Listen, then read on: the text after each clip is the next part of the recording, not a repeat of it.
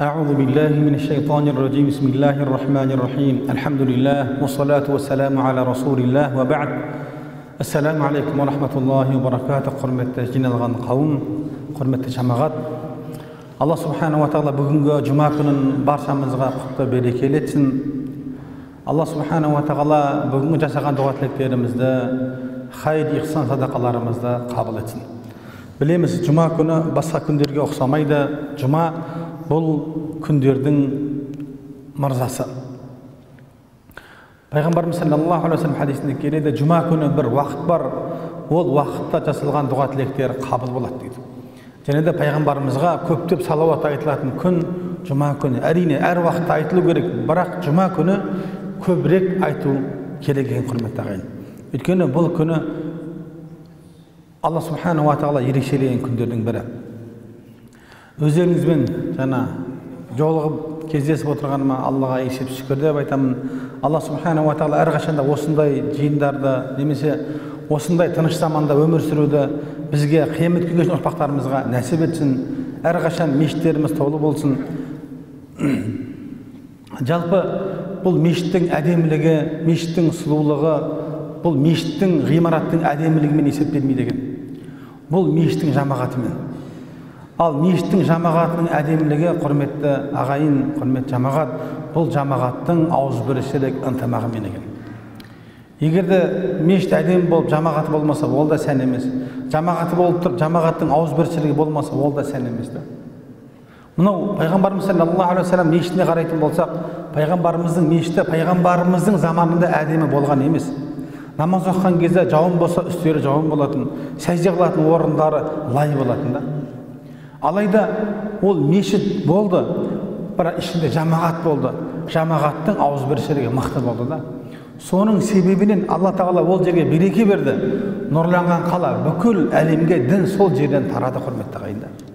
Сол үшін мешітте ынтымақ, жамағаты ынтымаға жарасқан жамағат болатын болса, иншалла ол жерде тек қана жақсылық болады, Алланың нұры жауады, және берекесі болады, құрметті ағайын.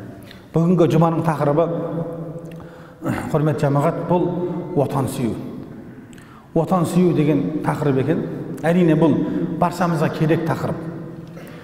Жалпы Құран-ы Кәрімде Алла субхана ва тағала былай дейді: "Уазаккир фа инна зикра танфа'ул муъминин." Ескер, расында ескерту момындарға пайда береді дейді. Өйткені Құранда қарайтын болсақ, пайғамбарлардың қиссасы, Мұса пайғамбардың қиссасы Фирауынмен болған, және де басқа да Аллаға қарсы келген, пайғамбарларына қарсы шыққан қауымдарды да жиі айтып келеді да, пайғамбарларына қиссасын айтып келеді. Жәннат, тозақ жайында да қайта-қайта сөздер айтылады да. Қиссалар келеді. Неге деген уақытта бұның барлығы, құрметті ағайын, ескертуді. Ескерту. Өйткені біз баршамызға белгілі, біздің ағзамыздағы өте маңызды болған бір ағза бар да. Біздің денемізде. Ол не? Ол жүрек, құрметті ағайын. Пайғамбарымыз саллаллаху алейхи ва саллям хадисінде келеді, ақиқатында денеде бір бөлек бар.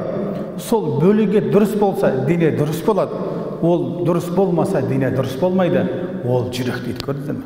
Жүректің орны бұл өте жоғары екен да. Сол үшін біздің әрбір естіп оқыған Құранымыз, әрбір естіген уағызымыз, әрбір оқыған пайғамбарымыздың сүннәтіне осы орнығатын орын жүрек болу керек екен да. Пайғамбарымыз саллаллаху алейхи ва саллям хадисінде келеді ғой, сондай қарилар болады, Құран тамағынан өтпейді дейді. Қараңызда, ол жаттап алған, ол оқиды, бірақ жүрекке бармайды деген әңгіме ғой. Қараңызда. Хадисте келеді, егер адам күнә жасайтын болса, жүрегіне бір дақ түседі дейді. Күнә жасаған сайын дақ үлкейе береді дейді. Қарап тұратын болсақ, жүректің орны бұл ерекше екен да. Сол үшін уағыз айтылған кезде мақсат не? Жүрекке жету екен да. Бұны айта береді екен, қайталай береді екен деген нәрсе ол дұрыс емес. Өйткені сол нәрсе жүрекке кірді ме, кірмеді ме? Мынау қазақ халқында әдемі үрдіс бар. Мына балаға тәрбие берген уақытта кішкентай кезден бастап тәрбие береді. Кішкентай кезден бастап берген тәрбие санасына кіріп жүрегіне барады да, құрметті ағайын. Келешекте не қылады? Әке-шешесін құрметтейтін, еліне қызмет жасайтын, үлкенді құрметтейтін тұлға болып өседі. Өйткені ол жүрегіне кіргізе білді да. Үлкейгендегі нәрсе жүрекке кірмеуі мүмкін да. Сол үшін тәрбиені қазақ тал бесіктен деп бекерге айтқан емес, құрметті ағайын. Сол үшін айтылып жатқан уағыздар да біздің жүрегімізге барып жатыр ма? соған қатты мән берейік. Өйткені дінімізде ең есепке алынатын ағзамыз бұл жүрегіміз. Пайғамбарымыз саллаллаху алейхи вассалам хадисінде келеді ғой, Алла тағала сіздердің дүниелеріңізге қарамайды, дене бітімдеріңізге қарамайды. Алла сіздердің жүректеріңіз бен амалдарыңызға қарайды деп, жүректі бірінші орынға қойып тұр да. Жүрек дұрыс болатын болса, амал дұрыс болады. Жүрек дұрыс болмаса, амал дұрыс болмайды деген. Бірде пайғамбарымыз саллаллаху алейхи вассалам бір кісіні көрді. Намазда сақалы ойлап тұр екен былай. Келеді да, мынаның жүрегі тыныш емес дейді да. Егер жүрегі тыныш болғанда, оның қолы былай қимылдамайтын еді дейді. Жүректің маңыздылығы дінімізде ерекше құрметті ағайын. Енді міне осы отан сүю деп айттық қой, отанға деген махаббат, бұл да біздің жүрегімізде бар нәрсе құрметті ағайын. Жалпы адам баласы табиғатында бұл адамның туып өскен топырағына махаббат, ыстық ықылас деген бар да. Кейбір өңірлерді байқаймыз да, адам барғысы келмейтін жерлер. Барсаң, жарық жоқ, газ жоқ, қысы деген сондай қатты да. Немесе ыстығы сондай ыстық, паналайтын көлеңке таба алмайсың да. Бірақ сол жерлерде адамдар аңсап жүреді да.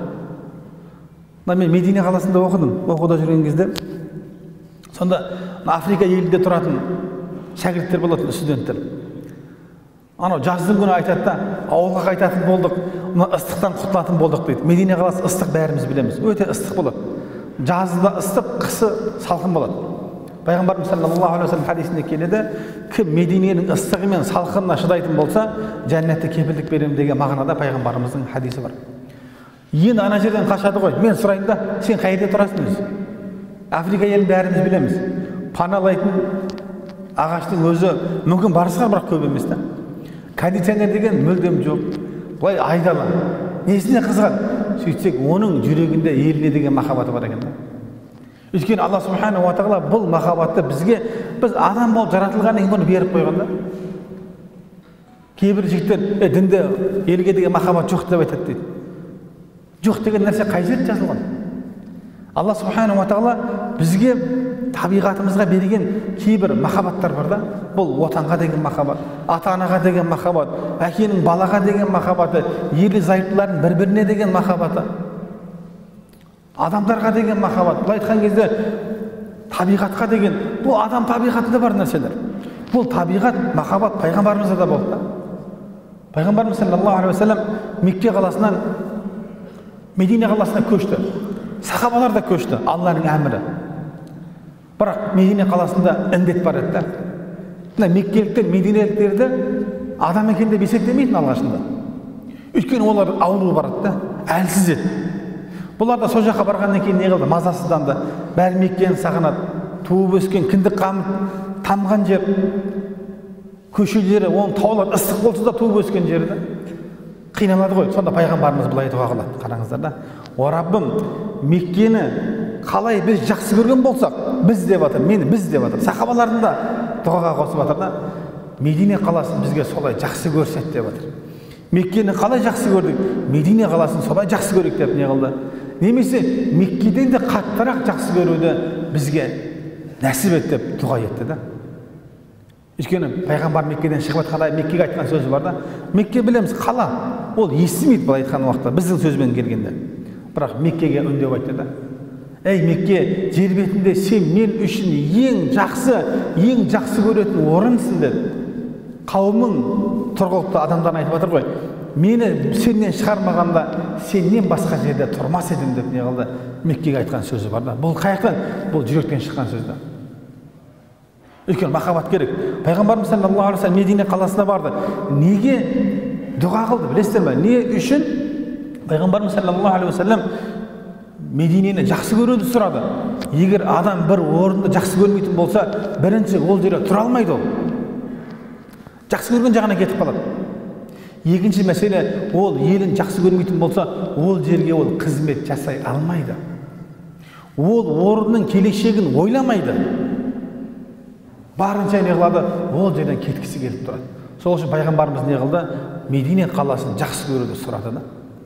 Анасының Мәлік хадисінде келеді. Пайғамбарымыз саллаллаху алейхи вассалам Медине қаласына келе жатса, көлігін ашықтырады екен ғой. Ашықтырады екен да. Ерте баруға Медине тырысады екен. Сонда Ибн Хажар Асқалани, Алла разы болсын, айтады, бұл пайғамбарымыздың Мединеге шыққанында, қайтып келген уақытта көлігін Мединені көрген кезде асығу дейді. Бұл адам өзінің туып өскен жерін жақсы көру керектігі шығады дейді. Оның шариғаты ешқандай қайшылық жоқ екені білінеді дейді. Сол адам не туып өскен жерін жақсы көру керек. Біз бәріміз білеміз ғой. Қарапайым құмырсқан алып барайықшы. Жас кезде көп балдар құмырсқаны бар. Бізде кішкентай кезде бәрімізде болған шығар мүмкін. Тез жүретін құмырсқа бар, кішкентай жүретін құмырсқа бар. Тез жүретін құмырсқаны мысалы үшін атын атап, жай жүретіннің атын атап, ат қойып алып, тез жүретіндер үйін бұзып не қылатын да. Бұлай қарап тұрсақ, сол құмырсқаның өзі не қылады? Өзінің ұясын құтқарады ғой, қорғайды. Шамасы келмесінде кішкентай шағады келіп. Бұлай өлтіріп тастайсың, Құдай сақтасын, дұрыс емес негізі ол. Бірақ не, ол үйін қорғап жатыр да. Қараңыздар. Құс болсын, қандай нәрсе болсын, барлығы өзінің ұясын, інін не қылады? Қорғайды. Өйткені бірінші жақсы көреді, екінші мәселе ол сол жерде не қылады? Өсіп өнеді, құрметті ағайын. Жалпы мынау келеді ғой, дін мәселесіне келген уақытта кейде адамдар ойлайды, егер адам намаз оқитын болса, мешітке келетін болса, діни білім алатын болса, артта қалып кетеді, дамымай қалады деген сөздер айтады да. Бірақ шындығы солай ма? Жалпы ел қашан дамиды? Қарапайым мәселе. Адамдардың әл-ауқаты қашан жақсы болады? Қарапайым мәселе. Бірінші мәселе тыныштық болған кезде. Кейде айтамыз ғой, пәлен ел дамып кетті. Неге? Ол жер соғыс болған жоқ, пәлен жыл. Мына жерде неге?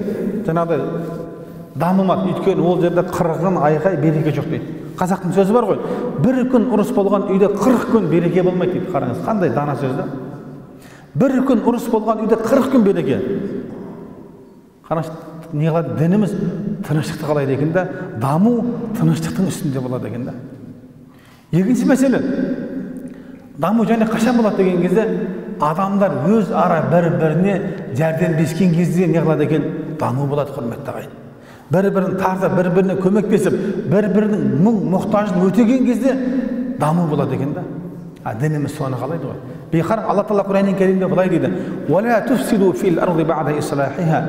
Жер бетінде тыныштық орнағаннан кейін ол жерде бұзақылық жасамаңыздар дейді. Қараң, бұзақылықтың қай түрі болсын, амандықты ойлаңыздар деп жатыр. Және хадисте келеді ғой, кім мұсылман бауырының қажетін өтейтін болса, Алла Субхану ва Тағала оның қажетін өтейді дейді. Қараңыз. Және де хадисте келеді, адамдардың ең жақсысы хайрун наси анфa'уhum линнас, адамдарға пайдалысы дейді. Алла Тағаланың ең жақсы көретін амалы адамдардың жүрегіне қуаныш сыйлау дейді. Қараңыз да. Және де білеміз, шариғатта зекет деген нәрсе бар. Зекет не үшін беріледі? Зекет деген нәрсе байлардың дүниесіндегі кедейлердің хақысы. Кейде ойлаймыз ғой, мен дүниені өзім таптым, маңдай теріммен таптым дейміз ғой. Жоқ, кейде адамдар бар, маңдай терін төгеді, қиналады, бүкіл уақытын жұмысқа арнайды, бірақ зекет беретін дүние таба алмайды. Күнін зорға көріп жүр. Кейбір адамдар бар, жай сөзі, әшейін қолған қойының өзі қанша ақша тұрады да қолы. Бұны кім берді? Алла берді, байлықты Алла беріп жатыр. Сол үшін адам зекетін беретін болса, қоғамда не болады? Қоғамда қайыршы болмайды. Даму болады. Мүмкін анау қаражатты алып, ол да жұмыс жасайды. Бұл айтқан уақытта жалпы дініміз, құрметті ағайын, дамуды қалайды. Білеміз, және дамуға ең маңызды нәрселердің бірі бұл білім екен, құрметті ағайын. Қазір ғылым білімнің заманы, біліктіліктің заманы. Ал дініміз білімге қалай қарайды? Бәріңіз білесіздер. Ең бірінші түскен аят Иқра бисми раббикаллази халақ. Раббының атымен оқы деген аят. Және сүреде келеді: Фa'лам аннаху ла илаха иллаллах. Білгін, Алладан басқа ешбір тәңір жоқ дейді. Бірінші білімді қойып жатыр. Және де Құранда келеді: Хал яставиллазина я'ламуна валлазина ла я'ламун. Білетіндер мен білмейтіндер тең ба дейді. Қараңыз. Білетіндер мен білмейтіндер тең ба? Тең емес. Білетіндердің дәрежесі жоғары. Қараңыз. Сол үшін дінімізде бізге білімге, ынтымақтыққа, ауызбіршілікке, бір-бірімізге көмектесуге шақырып жатыр, тыныштыққа шақырып жатыр. Міне даму деген нәрсе осының үстінде болады, құрметті ағайын. Сол үшін дін ешқашанда адамдардың арқаға кетіп, заманнан қалуын қаламайды, құрметті ағайын. Сол үшін дінімізді қараңыздаршы. Елге деген махаббатты айтып жатыр. Елге деген махаббат бұл керек нәрсе. Егерде біздің жүрегімізде елге деген махаббат болмайтын болса, онда қорқу керек. Және дұға ету керек. Пайғамбар дұға етті ғой. Дұға етіңіз. О Раббым, маған еліме деген махаббат бер. Елімді жақсы көрейін. Және еліңіз жақсы көрумен бірге сол елде тұратын халықты жақсы көріңіз. Сол үшін құрметті ағайын, әрқашан біз елді ойлауымыз керек. Біз отанды жақсы көруіміз керек. Пайғамбарымыз саллаллаху алейхи ва саллям Ухуд тауына шығады ғой. Ухуд тауына шығады да айтады: біз Ухудты жақсы көреміз, Ухуд бізді жақсы көреді дейді. Адам жақсы көру деген нәрсе бұл табиғатында бар нәрсе екен. Енді құрметті ағайын, осы отан жақсы көру керекпіз ғой. Енді отанға біз қалай қызмет жасауымыз керек? Отанға деген қызмет бар. Отанға деген қызмет бар. Бірінші мәселе, біз әрқашанда тұрып өсіп жатқан елдің тыныштығын ойлауымыз керек, құрметті ағайын. Тыныштыққа жететін ешқандай дүние жоқ. Тыныштық ең маңызды нәрсе. Пайғамбарымыз саллаллаху алейхи ва саллям хадисінде келеді: егер сіз азанда оянған уақытыңызда, сіздің алдыңызда, қараңшы, деніңіз сау болса, ауырмасаңыз, бала шағаңыздың дені сау болса, ауырмаса, үшінші мәселе, бір күндік жейтін тамағыңыз болса, төртінші мәселе, қоршаған ортаңыз, жан-жағыңыз тыныш болса, бүкіл жақсылық сізге келіпті дейді. Қараңыз да, бүкіл жақсылық. Сол үшін бұл жерде бірінші мәселе, денсаулығыңызды айтып жатыр. Денің сау болмаса, қандай нығметте жүрсең де саған оның қызығы жоқ та. Бала шағаң ауырып жатса, өзің қандай рахатта жүр, рахаттана алмайсың. Өйткені сенің бір бөлегі етің анау. Сенің бір бөлегің.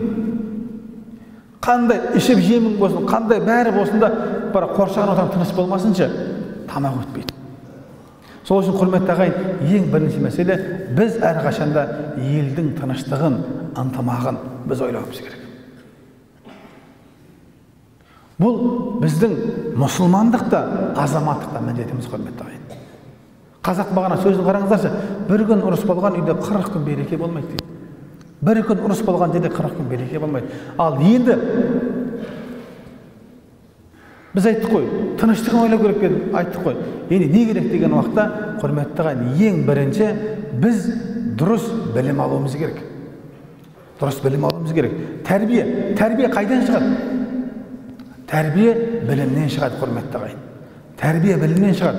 Өйткені тәрбиенің барлығы білімде. Мынау ғұламаларымыз Суфиян ат-Таури айтады, Алла разы болсын. Бұл алып жатқан білімдеріңіз, бұл діндеріңіз дейді. Діндеріңізді кімден алып жатсыздар, қараңыздар дейді, қараңдар. Діндеріңіз, білімдеріңіз, діндеріңіз кімден алып жатсыздар, қараңыздар дейді. Неге мен бірінші білімді айтып жатырмын, құрметті ағайын? Өйткені білім өте маңызды нәрсе да. Өйткені біздің алған әрбір мағлұматымыз, бағана айтып кеттім мен, әрбір алған мағлұмат бұл жүрекке барады, құрметті ағайын. Енді біздің алған, оқыған мағлұматтар түрлі түсті болатын болса, онда біздің жүрегіміз өзгеріп кетеді. Дініміз жүректің өзгеруінен қатты қайтарған. Өйткені жүрек өзгеретін болса, болды, біз бір-бірімізге жат болып қаламыз. Тіпті туған ағайындылар, араласатын мықты достардың өзі бір-біріне не қылып қалады, теріс айланып кетеді. Ал дінде келеді: мұсылман мұсылманға бауыр дейді. Мұсылман мұсылманнан былайша теріс айланбайды дейді. Мұсылман мұсылманға жәрдем береді, мұсылман мұсылманды жәрдемсіз қалдырмайды дейді. Бұл діни білімді, көрдіңіздер ме? Шынайы. Сол үшін ең бірінші мәселе білім, құрметті ағайын. Бізде сапалы білім болу керек. Білімді қызмет қылу үшін да, сол қызмет қылатын бізде білім болу керек. Білімді біз дұрыс орнынан алуымыз керек, құрметті ағайын. Мынау қазіргі уақытта әрине, мынау желі дамыған заман ғой, ақпараттық заман, бүкіл нәрсе интернетте, фейсбукта, ютубта, қандай парақшалар бар, бәрінде бар да. Бірақ сол нәрсе бізге дұрыс мағлұмат бере ме, бермей ме? Ол да мәселе. Ол жағында кім отыр, біз білмейміз. Қарапайым мәселе. Мысалы, адам сырқаттанатын болса, ол бас ауруы мүмкін, ыстығы шығуы мүмкін, қан қысымы жоғарылап кетуі мүмкін, сол секілді бел ауруы мүмкін, жағдай әрқалай, тізесі ауруы мүмкін. Интернетті шұқыласа, бас аурудың да, ыстықтың да, қан қысымның бәрінің рецептімен дәрісі жазылып қойғанда, бірақ оған қарамайды да. Ол не қылады? Ол дәрігерге барады. Дәрігерге барып, ең сенімді дәрігерден барып не істейді екен? Ол барып кеңес алады. Ол не жазып береді? Соны қолданады. Өйткені ол жаңағы интернеттен барып тікелей алып ішетін болса, ол не қылып, ол қателесті. Неге? Өйткені ол ыстықтың, қан қысымның қайдан шығып жатқандығын ол білген жоқ та. Жағдай әрқалай болады. Себеп әрқалай. Ауру бір болғанмен, сол ауруға әкеп соғып жатқан себеп әртүрлі болуы мүмкін да. Нәтижеде адам өмірден де өсіп кетуі мүмкін. Бұндай жағдай көп болып жатыр да. Сол үшін не қылады? Өмірін сақтап қалу үшін сенімді адамға барады. Сол секілді мынау біздің өзіміздің дініміз сақтап қалу үшін да, өзіміздің біліміміз дұрыс болу үшін де, құрметті ағайын, дұрыс орындардан барып білім алу керек. Интернет деген нәрсе болмайды. Және де WhatsApp-тардың ішінде не деген көптеген уағыздар келеді. Сол үшін біз әрқашанда не? Аллахқа шүкір тәуелсіз елміз. Тәуелсіздікпен бірге елімізде көптеген мешіттер, медреселер бой көтерді. Мешіттердің жанында сауат ашу курстары, білімдер бар. Қараңыздар, міне сол сауат ашу курс білімдерінде, сауат ашу курстарында сабақ алуымыз керек. Дұрыс мағлұмат, бағана айттық қой, біздің ойымыз бен жүрегіміз бір болу керек. Бөлек болатын болса, онда біз бөліп кетеміз. Бөліну деген нәрсе Құдай сақтасын жақсылыққа алып бармайды ешқашанда. Мешітте бағана айттық қой, намаз оқимыз, біріміз амандаспаймыз. Өйткені информация біздегі әртүрлі информация. Мынау мен көп айтатын мәселем, мынау дінде жалпақ тілмен айтқан уақытта монтаж деген нәрсе бар. Қазір видеоға түсіріп жатыр, монтаждайды. Монтаж деген нәрсе ақты қара қылады, қараны ақ қылады, дұрысты бұрыс қылады, бұрыс дұрыс қылады. Қолындағы нәрсе. Мықты маман болатын болса, бәрін істеуге болады. Ал енді оның монтаж емес екендігін бізге білу үшін, құрметті ағайын, біз соның маманы болуымыз керек та. Егер маманы болмайтын болса, ол монтаж ба, монтаж емес біз білмейміз, сол мағлұматқа біз сенеміз де, соған қарап не қыламыз? Ой түйеміз. Міне дінде осындай мәселе, құрметті ағайын. Бізге ағым көп, топтар көп, әрқайсысы өзінікін дұрыс деп айтады. Анау алып келеді, бір мағлұмат алып келеді, мынау алып келеді, бір мағлұмат алып келеді. Мұна кей кезде біздің басымыз түсінбей қалады. Сол монтажын аман қалу үшін оның маманына бару керек. Маманы кім деген уақытта, альхамдулилlah, қазір бізде міне медресеміз бар, мешіттеріміз бар, сауат ашу курстары бар. Міне сондай сенімді орындардан не қылу керек? Осы білімді алу керек, құрметті ағайын. Дұрыс білім. Бағана біз тыныштықты қам ойлау керек дедік қой. Осыдан бастау керек та. Өйткені жүрек бөлінгеннен кейін бітті. Онда бауыр да кетті, отан да кетті, әке шеше де кетті, ағайын туысқан да кетті, сен жеке кетіп қаласың, Құдай сақтасын. Сол үшін дұрыс білім алу керек, құрметті ағайын. Екінші мәселе, отанға қызмет қылу үшін, құрметті ағайын, біз ізгі ұрпақ тәрбиелеу керекпіз. Әрқашанда айтамыз ғой біз. Мемлекет басшымыз айтып жатыр, жастарға сенеміз деп. Бәріміздің ұранымыз жастар. Жастарға сенеміз, жастарға сенеміз. Дұрыс, сенеміз. Бірақ сұрақта кімдерге сенеміз? Қандай жастарға сенеміз? Мен көп айтатын нәрсем, ата анасына қызмет жасай алмаған бала, ол еліне қызмет жасай алмайды деп білемін. Ата анасына қызмет жасай алмаған бала ағайын туысқанына көмектеспейді ол. Сол үшін, құрметті ағайын, біздің ең екінші мәселе отанға деген қызметіміз, біздің ізгі салихалы ұрпақ тәрбиелеумен болады, құрметті ағайын. Бірінші өзіміздің тәрбиемізді реттедік пе, сол тәрбиені біз ұрпаққа беруіміз керек. Ұрпақтың тәрбиесі отан сүйетін, елі үшін қызмет қылатын азаматтар тәрбиелеу. Мектепте білеміз, кітаптарда Толағай деген бір кісінің образын келтіреді. Толаға елінде мысалы жауын болмайды, құрғақшылық, малдар қырылады, жаңағыдай өнім бермейді егіндер. Сөйтеді, ұзақтан бір тауды көреді да, жаңағы тауда жаңбыр жауып жатады. Бір ақыл қылсаң, ол ақыл қабылдамайды оны. Жаңағы Толағай не қылады, тауға барып, тауды көтеріп, жергесіне алып келеді. Естігенбіз ғой бәріміз. Мектепте оқыдық бәріміз. Мүмкін бұл адам ақылына сыймағанмен жас балдарға деген, халқына деген қызметті үйретіп жатыр да. Көтеріп келеді да, келіп жатқанда аяғы не қылады, сүрінеді, құлайды, тау басып қалады. Бірақ ана су не қылады, судан халқы пайдаланады, қарасаңыз. Сәй бір ертек қой, бірақ мағынасы бар ертек да. Бұл жерде айтып тұрған мәселені біз де осы ұрпаққа тәрбие беруіміз керек. Ең бірінші мәселе Құдайын таныту керек. Құдайын таныту керек. Қазақ айтады, Құдайдан қорықпағаннан қорық дейді. Балаға Құдайды қорқытуды біз үйретуіміз керек. Қазақ айтады, әке көрген оқ жонар, шеше көрген тон пішер дейді. Ол бала қай жаққа бармай, ол бізден тәрбие алады. Кейде біз қоғамды да кінәлаймыз ғой. Қоғам кімден тұрады? Қоғам отбасыдан тұрады. Қоғам сіз бен бізбіз. Сол үшін әрбір ата-ана бала шағасына көңіл бөлетін болса, өйткені ол біздің жемісіміз ғой. Қарапайым мәселе. Егін егетін болсақ, мен уақыт жүріп тастап кетіп қалмаймыз ғой. Мақсат соны еңбек етеміз, ақша сарқытпаймыз, жұмысшылар, қызметкерлер аламыз, техникалар аламыз. Бұл айтқан уақытта күзде жақсы жеміс алғымыз келеді. Өйткені жақсы өнім беретін болса, онда жағдайымыз жақсарылады. Сол секілді ұрпақтың тәрбиесінде қатты көңіл бөлу керек. Қатты көңіл өткеніне ол біздің келешегіміз. Бірінші Құдайын таныту керек болса, екінші ата-анаға қызмет жасауды үйрету керек. Өкінішке орай кейде біз ата-анаға қызмет емес, кейде перзентке біз қызмет жасап кетеміз. Айтқанын жасаймыз, айтқанын алып береміз, жылатпаймыз, артық сөйлетпейміз. Тек соның қызметінде боламыз да? Жоқ, жасама демеймін, бірақ бала сіздің тіліңізді алып өссін да. Өйткені бағана айттық қой, тәрбие жүрекке, санаға жас кезден бастап кіреді. Және де халыққа қызмет қылуды үйретіңіз. Бұл қазақ халқында бар нәрсе. Қазақ халқы мысалы бұрын жиындар, тойлар, құдай тамақтар үйде болатын. Келген уақытта балдар, жастардың бәрін әулеттің шақырып алады да, біреуінің отын жарғызады, біреуіне қазан, біреуі шай тастады, біреуіне су құйдырып тұрады. Қызмет үйретеді да. Кішкентай кезден бастап ол санаға сіңеді. Ол не? Халыққа қызмет етуді үйренеді, құрметті ағайын. Және де отан жақсы көруді үйрету керек та. Отанның маңыздылығын балдарға тәрбие беріп үйрету керек. Бұл керек нәрсе.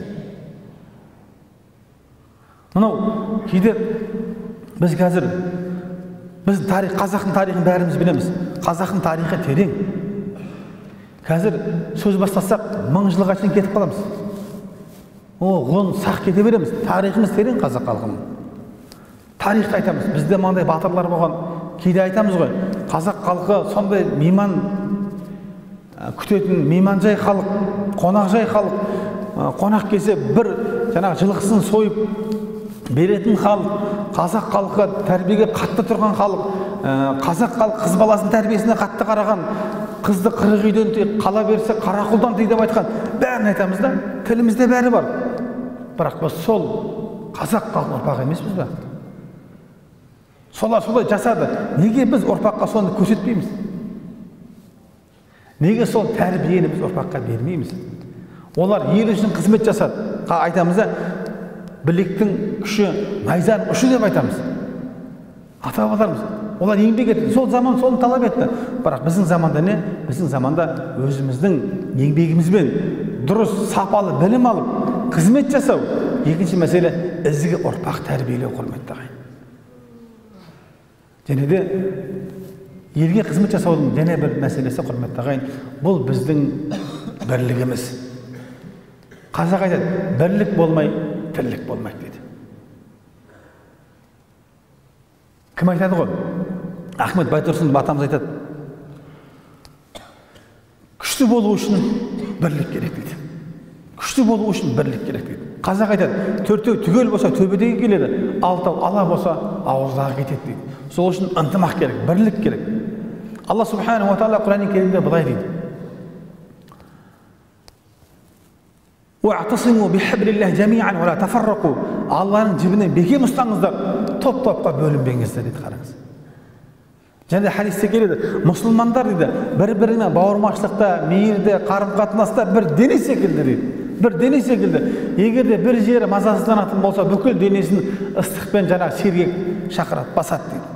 Білеміз де, егер бір жеріңіз ауыратын болса, Құдай сақтасын, ыстығың шығып кетеді, денең қалтырайды, бүкіл денің жаңағы ауруды сезіне бастайды ғой. Мұсылмандарды соған теңеп жатыр да. Бір дене секілді.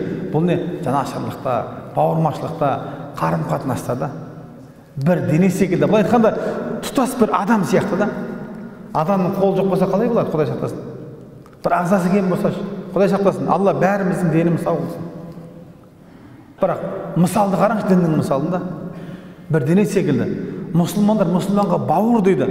Білеміз, шынайы бауырлар әрқашанда бір-бірінің көмегін аямайды. Әрқашанда бір-бірінің мұң-мұқтаж қажеттілігін өтейді. Бірақ бірлік керек та. Бағана айтып жатқан мәселем сол, жоғары білім алу дедім ғой. Білім алу, дұрыс білім алу, дұрыс орнынан білім алу, құрметті ағайын, бұл біздің бірлігімізге 100% кепіл болады, құрметті ағайын. Түрлі информация, түрлі мағлұмат, сырттан келген мағлұматтар әсіресе бұл бізді бөліп тастайды, құрметті ағайын. Аллахқа шүкір, елімізде егемендік алдық, айттық қой, көптеген мешіттер бой көтерді, көптеген медреселер бар. Бұның қадірін біз білуіміз керек. Бұның қадірін білуіміз керек. Және де айттық қой, бұл елдің келешегін біз ойлауымыз керек. Пайғамбарымыз саллаллаху алейхи ва саллям хадисінде келеді ғой. Екі көзді қияметте дозаққа түспейді дейді. Соның бірі не екен? Соның бірі елін қорғап ұйықтамаған көз дейді, қараңызшы. Елін қорғап ұйықтамаған көз қияметте дозақ отына түспейді деген, құрметті ағайын. Сол үшін әрқашанда адам баласы елін жақсы көріп, еліне қызмет жасайтын болса, иншалла Алла субхана ва тағаланың берекесі, Алла субхана ва тағаланың рақымы солармен бірге болады, құрметті ағайын. Алла субхана ва тағала әрқашанда елімізді аман қылсын, жұртымызды тыныш етсін. Алла тағала қазақ халқына, елімізге ауызбіршілік ынтымақ берсін. Жастарымызды ар намысты, ұятты, ибалы етсін иншалла. Алла тағала қарияларымызға, ақжауапты әжелерімізге, ақсақалды аталарымызға даналық берсін. Әрқашанда елдің келешегі үшін дұға қылатын Алла ұзақ ғұмыр берсін. Ассаламу алейкум ва рахматуллахи ва баракатух.